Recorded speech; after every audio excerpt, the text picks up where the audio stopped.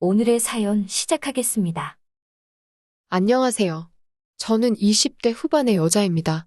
제 인생의 가장 커다란 부분을 차지하고 저에게는 존재의 의미나 마찬가지로 소중한 사람이 두 명 있었습니다. 한 명은 저를 마음으로 낳아 키워주신 어머니이고 두 번째는 절망스러웠던 저의 삶의 한 줄기 빛이 되어준 애인입니다. 그런데 이제는 그 소중했던 엄마가 내 애인에게 꼬리를 친 여자고 제 남자친구는 이제 새아빠가 되게 생겼네요. 경악스러운 제 이야기를 한번 해보도록 하겠습니다. 저를 여태까지 키워주신 어머니는 저희 친모는 아니고 새어머니입니다. 저를 낳아주신 친어머니는 제가 아주 어릴 적에 다른 남자와 눈이 맞아 야반도주를 했다고만 들었어요. 사진으로밖에 본 적이 없어요. 제가 잘 자라고 있는지 궁금했을 법도 한데 한 번도 만난 적이 없습니다. 아버지라고 좋은 분은 아니셨어요. 동네 양아치라고 하면 충분한 설명이 될 정도로 변변찮은 직업도 없었고 술 먹는 게 일상인 한량 같은 분이셨어요. 친어머니가 다른 사람 만나서 도망을 간 게 이해가 될 정도로 저의 기억 속에서 가장으로서 아버지의 책임감 있던 모습은 손에 꼽을 정도입니다. 그래도 저를 어디 맡기지 않고 끝까지 책임져 주셨으니 그것만큼은 감사할 따름이에요. 제가 어릴 적에 아버지가 집에 어떤 여자를 한 명 데리고 온 날이 있어요. 그게 바로 저희 새어머니입니다. 그냥 대뜸 이제부터 이 사람을 엄마라고 생각하면 된다고 말했던 게 기억이 나네요. 그때는 솔직히 엄마 없이 자라온 기간도 길었고 정말 워낙에 어릴 때라서 새엄마라고 거부감이 드는 게 아니라 이렇게 예쁜 사람이 엄마라고? 라던지 나도 엄마가 생겼다 하는 기쁜 마음이 먼저 앞섰어요. 특히 정말로 허리 근처까지 오는 긴 생머리에 커다란 눈과 새하얀 피부, TV에서나 보던 연예인 같은 미모에 정말 공주님 같은 엄마가 생겼다는 기분이 들었습니다. 나중 가서 머리가 좀 크고 난 뒤에야 한 생각이지만 새엄마가 왜 그때 우리 아버지랑 결혼을 하려고 했는지가 의문이라는 생각이 든 적이 있을 정도로 아버지한테는 과분할 정도의 사람이었습니다. 당시 저희 나이가 14이었는데 새어머니가 지금 제 나이였으니 말 다 했죠. 30도 안 된 나이에 중학생 딸이 생기는 거나 마찬가지인데 아버지의 뭐가 좋아서 결혼까지 하는가 싶었습니다. 저에게도 드디어 엄마가 생긴 것이 기쁘다기보다 아버지의 변화가 더 기쁘게 다가왔어요. 젊고 예쁜 아내를 위해서 노력을 한 건지 아니면 재혼을 하면서 정신을 차린 건지 모르겠지만 술로 보내는 나날이 사라지고 여기저기서 돈을 끌어와 시작한 거긴 하지만 개인 택시까지 시작했거든요. 매일같이 마시던 술도 줄이고 아무래도 젊고 예쁜 아내가 기다리고 있으니 집에도 일찍 들어오고 돈을 벌어와야 하니 새벽 일찍 나가고 정말 열심히였습니다. 하지만 저도 엄마가 생겼다는 기쁨도 잠시 그때는 제가 한참 반항할 시기이다 보니 새어머니를 엄마로 받아들일 수가 없었어요. 엄마라고 부르기에는 언니 같아 보이는 외모 때문일 수도 있지만 그래도 곧바로 새엄마를 엄마로 받아들이는 데는 시간이 필요했어요. 안 좋은 사건이 생긴 이유지만 저도 결국 새엄마를 엄마로 부르게 되는 사건이 터지게 되었습니다. 새벽 장거리 운행을 나간 아버지가 크게 사고가 나서 병원에 입원을 했고 일주일이 안 돼서 돌아가셨거든요. 아버지의 장례식장에서 망연자실해서 대성통곡을 하는 새엄마와는 다르게 친어머니는 아버지가 돌아가셨다는 연락을 받았다는데도 코빼기도 비추지 않았습니다. 당시 저는 아버지를 잃었다는 충격보다 이제는 정말 외톨이가 되었구나, 시설로 들어가지 않을까 하는 생각을 하며 절망하고 있었습니다. 아버지와 결혼한 기간도 짧고 아이도 없는 데다가 아버지를 빼놓고 본다면 여전히 젊고 예쁜 여자일 뿐인 사람이었으니 당연히 새 출발을 하실 것이라 생각했거든요. 피 한 방울 섞이지도 않은 데다가 같이 몇 년 살지도 않은 저한테 관심이나 있을까 싶었습니다. 하지만 새엄마는 예상과는 다르게 저는 자기 딸이나 다름이 없다고 피가 섞이지 않은 게 대수냐며 새엄마의 가족들 반대에도 무릅쓰고 저와 함께하는 것을 택했습니다. 그러는 과정에서 새엄마는 저의 어머니가 되었고 어머니는 어머니의 가족들과는 연을 끊게까지 되었어요. 정말 저의 소중한 사람이 되어주셨어요. 젊은 여자 혼자 몸으로 한참 때인 저를 키우는 게 쉽지만은 않았습니다. 제 상황도 학교에 소문이 나기 시작했고 그게 놀림거리가 되었고요. 저는 결국 그 스트레스를 감당하지 못해 자퇴를 하게 되었고 집에 틀어박히게 되었습니다. 어머니는 혼자서 동네의 조그만 상가 자리를 얻어 거기에서 옷가게를 시작했습니다. 아직도 젊고 예쁜 데다가 스타일도 좋기 때문에 주변에 살고 있는 젊은 여자들에게 입소문을 타서 많은 벌이까지는 아니었지만 그럭저럭 수입이 괜찮은 편으로 장사를 하고 있었습니다.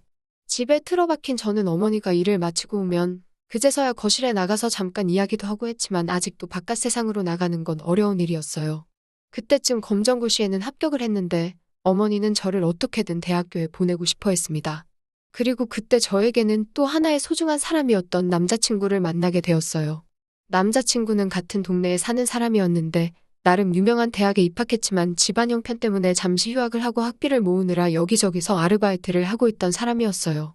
어머니 옷가게가 장사가 잘 되기 시작하면서 어머니 혼자서는 가게가 감당하기 힘들 만큼 바빴었는데 그때 며칠씩 어머니 가게를 도와주던 사람이었다고 합니다.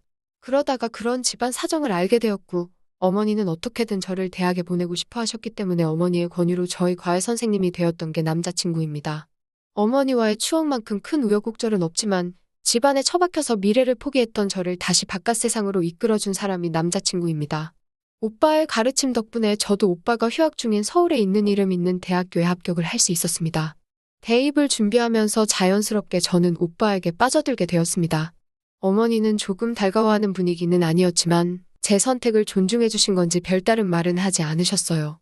남들보다 2년이나 늦게 시작한 대학 생활이었지만 이제는 더 이상 두려울 게 없었습니다. 하지만 마음에 걸리는 게 하나 있었어요. 그건 어머니를 혼자 두고 서울에 가야 한다는 것이었어요. 어머니한테도 서울로 같이 가자고 했지만 옷가게가 궤도에 올랐는데 그걸 포기하기도 아깝고 서울에 간다고 해도 지금 벌이만큼 벌리지 않을 수도 있는 거 아니냐며 걱정을 하시더라고요. 그래도 누구보다 외로움을 많이 타는 사람이라는 걸 알고 있는데다가 저 때문에 친척들하고도 소원해져 버린 어머니였기에 제 걱정이 이만저만이 아니었습니다. 하지만 어머니는 자기 때문에 모처럼 합격한 대학을 포기할 수도 없고 제 앞길을 막을 생각도 없으시다면서 저보고 걱정하지 말라고 강한 척을 하셨어요. 거기에 그때쯤 오빠도 복학이 예정돼 있었기 때문에 어머니는 오빠가 곁에 있으니 걱정은 덜 하겠다고 하시니 저도 떠날 수밖에 없었습니다. 그렇게 서울로 올라가게 되었고 원래는 근처에 자취방을 서로 구할 예정이었지만 조금이라도 돈을 절약해보자는 생각에 어머니에겐 비밀로 하고 오빠와 한 방을 빌려 같이 동거를 하게 되었습니다. 서로에게 호감이 있던 차였고 그랬기에 동거를 시작하면서 어머니 모르게 오빠와 저는 연인 사이로 발전하게 되었어요. 어머니는 절대 졸업하기 전까지는 연애는 안 된다고 하셨지만 어떻게 다 큰 남녀가 한 집에 살게 되었는데 아무 일도 없을 수가 있겠어요? 그때는 학교도 학교지만 학교가 끝나면 오빠나 저나 너나 할 것 없이 곧바로 집에 돌아와 서로를 기다렸습니다. 그리고 매일같이 서로의 사랑을 확인했어요. 첫 학기가 끝나고 방학을 맞아 오빠와 함께 어머니가 계신 고향으로 내려갔습니다. 가는 길에 오빠는 저에게 몇 번이고 부탁하더군요. 우리 둘이 연인 사이가 된 걸 어머니 모르게 해달라고요. 쓸데없는 걱정 끼치고 싶지 않고 믿는다고 보내놨더니 몇 달도 안 돼서 그렇고 그런 사이가 된 거냐는 소리를 듣고 싶지가 않답니다. 그래서 알겠다고 했어요. 오랜만에 본 어머니는 저희가 떠나기 전보다 훨씬 수척해 보였어요. 그래도 장사가 궤도에 오르기 시작하면서 덕분에 어려움 없이 잘 지내고 있다고 하셨습니다. 여름방학을 맞아 내려온 것이었고 한 일주일 정도 머무르다가 다시 서울로 돌아갈 계획이었는데 오빠에게서 연락이 왔어요. 이왕 내려온 거 서울에는 방학 끝날 때까지 올라가지 말자고요. 그러고는 하는 말이 어머니의 가게에서 아르바이트를 하기로 했다는 겁니다. 어머니도 힘에 부처하고 가게 구조도 조금 바꾸고 싶어 하는데 자기가 있는 동안 도와드리면 딱일 것 같다면서요. 그리고 나중을 위해 장사도 경험해보고 싶고 저와의 관계도 있으니 모르는 사람한테 맡기는 것보다 자기가 하는 게 낫지 않겠냐고 하는데 그때는 오히려 오빠의 깊은 속에 감동해서 고마워하기까지 했어요. 그런 꿍꿍이가 있는 줄도 모르고 말이죠. 사실 그때쯤 저희 고향에 재개발붐이 있어서 공사판 수요도 많았는지라 오빠가 돈을 더 벌려면 괜찮은 아르바이트 자리가 더 많았는데도 굳이 낮은 임금에 저희 엄마를 도와주겠다니 정말 오빠가 나를 위해 무리를 하고 있구나 하는 생각까지 했어요. 첫 방학은 너무나도 짧았습니다. 가게 특성상 어머니는 일요일 하루밖에 쉬는 날이 없었고 그래서 그만큼 어머니와 같이 시간을 보낼 수도 없었어요. 방학이 끝나가기 며칠 전 저는 서울로 돌아가기 위해 짐을 싸고 있는데 오빠한테 연락이 왔습니다. 갑자기 또 집안 형편이 어려워져서 이번 학기 등록금에 방학 내내 어머니를 도와주면서 모은 돈까지 전부 다 묶여버리게 되었다고요. 그래서 저 혼자 서울에 올라가야 할 것 같다는 사정을 설명하더라고요. 그러면서 반반씩 내고 있던 집세 반반치를 저에게 보내주더라고요. 오빠의 사정을 잘 알고 있었던 데다가 어머니 가게에 일손도 필요하다는 걸 알고 있었기 때문에 고마운 마음으로 저는 혼자 서울로 올라가게 되었습니다. 심지어 그때는 그래도 오빠가 어머니 곁에 있으면 어머니가 덜 쓸쓸해하지 않겠나 하는 생각까지 하고 저 혼자 서울로 올라오게 되었어요. 하지만 혼자 돌아온 서울의 자취방은 너무나도 외로웠습니다. 혼자 침대에 누우면 이불을 머리끝까지 뒤집어 쓰고 있어도 춥다는 생각이 들 정도였어요. 매일 학교가 끝나면 다음날 새벽까지 오빠와 함께 이 침대에 누워 있어서 그랬나 두 명이 겨우 누울 더블 사이즈짜리 침대가 너무나도 넓게만 느껴졌습니다. 날씨도 추워져서 그런 기분이 더했어요. 어머니도 고향에서 혼자 이런 느낌이었을까? 제가 혼자서 외롭다고 찡찡거리면 두 사람이 나를 뭘로 생각할까 하면서 열심히 버티면서 학교 생활을 했습니다. 혼자라는 외로움을 견뎌낼 수 없는 밤이 오면 제 자신을 통제하지 못할 정도로 힘든 날이 반복되었어요. 그때는 어머니가 보고 싶은 것보다 오빠가 너무 그리웠던 어느 날이었습니다. 모자란 생활비에 버스표를 사서 집으로 내려갔어요. 저 혼자만 이렇게 몸이 다른 게 아니고 오빠도 똑같을 거라 생각했습니다. 깜짝 놀래켜주려는 마음에 아무런 연락 없이 출발했어요. 자정이 다 돼서야 도착을 했고 오빠의 집 근처까지 가서 전화를 했습니다. 그런데 수십 통의 전화에도 오빠는 전화를 받지 않더라고요. 무슨 일이 있나 걱정도 되었고 미리 연락이라도 하고 올 걸 뭘 그렇게 놀래켜주고 싶었나 하는 후회도 들었어요. 1시간 가까이 전화를 시도해봤지만 연락을 받지 않는 오빠를 뒤로하고 온 김에 어머니라도 보고 가야겠다는 생각에 터덜터덜 집으로 돌아갔습니다. 집에 가는 길에도 어머니한테 전화를 해봤는데 어머니도 전화를 받지 않으셨어요. 평소에도 일찍 주무시는 습관 때문에 당연히 깊이 잠드셨나 보다 생각하고 어머니한테는 더 전화를 하지 않았습니다. 비밀번호를 누르고 집에 들어갔는데 오랜만에 들어가는 집인데도 괜시리 다른 사람의 집인 것처럼 너무 고요하고 알 수 없는 미화감마저 느껴졌어요.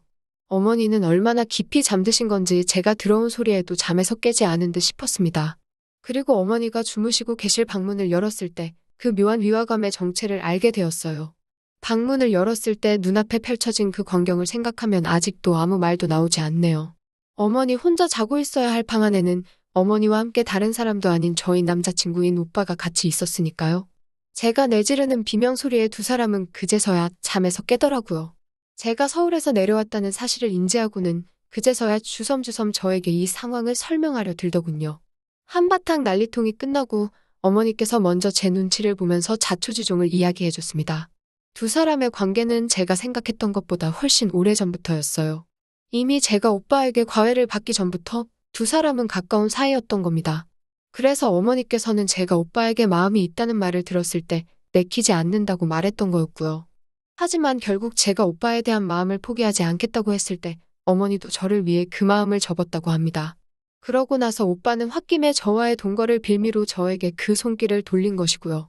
그래서 오빠도 제가 어머니한테 오빠와 제가 연애를 하고 있다는 사실을 숨기기를 바랬던 거였어요. 그리고 방학 때 돌아와서는 두 사람은 그렇게 재회를 하게 되었고 제가 떠난 후 만남을 시작했다는 겁니다. 그렇지만 어머니는 오빠와 제가 그렇고 그런 사이라는 걸 전혀 모르는 눈치였어요. 오빠는 그제서야 제 앞에서는 물론 저희 어머니 앞에서도 미안하다 빌기 시작하더군요. 변명이라고 하는 말이 오빠가 서울에 올라와 제게 손을 뻗친 건 다른 게 아니고 어머니가 너무 보고 싶고 그리웠기 때문이라는 말도 안 되는 소리를 했습니다.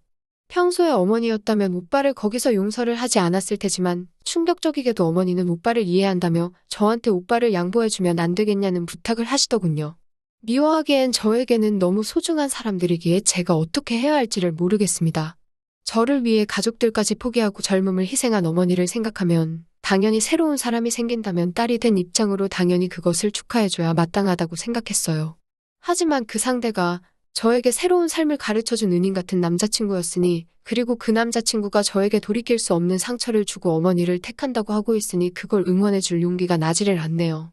이 사실을 받아들이기가 너무 힘들어요. 제 마음은 이미 갈기갈기 찢겨져 버렸고 어떤 결정을 내려도 저 혼자만 슬프게 되는 것 같고 말이죠. 이 사실에 요즘 하루하루 견디기가 너무 힘드네요. 저는 어떻게 해야만 하는 걸까요? 누군가 저를 위로해줄 사람이라도 있다면 이런 고민은 하지 않을 텐데 말이에요. 정말 위로받고 싶은 하루입니다. 또 찾아주셔서 감사합니다. 매일 새롭고 흥미로운 사연으로 찾아뵙겠습니다. 구독과 좋아요 잊지 마시고 다음 사연으로 다시 찾아뵙겠습니다. 감사합니다.